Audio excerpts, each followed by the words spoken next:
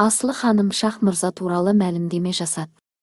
Сезім бағы жобасының айналасындағы дау-дамай күннен күнге өршіп келеді. Жобадан шығарылған бұрынғы қатысушылар мен редакторлар әлеуметтік желіде қызу талқылау жүргізіп, көрермендер арасында үлкен сұрақтар туғызды. Бұл жайтқа байланысты қалаулым сен, бір болайық жобаларының негізін қалаушы Асылы ханым Шах мырза жайлы күтпеген мәлімдеме жасады.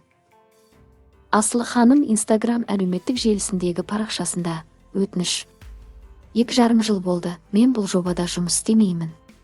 Маған бағдарлама туралы жазбаңыздар. Мен не болып жатқанын білмеймін, деп жазды. Оның бұл мәлімдемесі көпшіліктің назарын аударып, жобаның айналасындағы жағдайға қатысты пікірталастарды одан әрі күшейтті.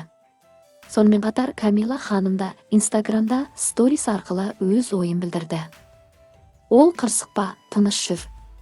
Ешкімнің көңілін қалдырма, артқан сенімді ақта деп анамның айтқан ақылы, деп жазды. Бұл жазба көпшіліктің түрлі пікірлерін туғызып, оқырмандар арасында қызу талқыға түсті.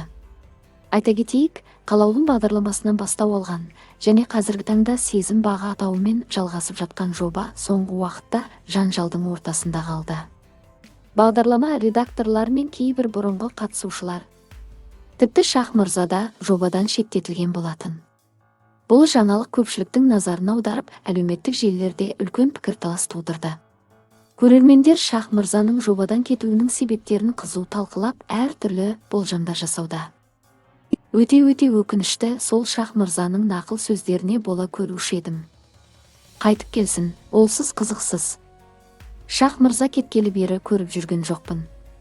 Қызығы да қалмады, бұл жобалардың Диана кетті, Шах кетті.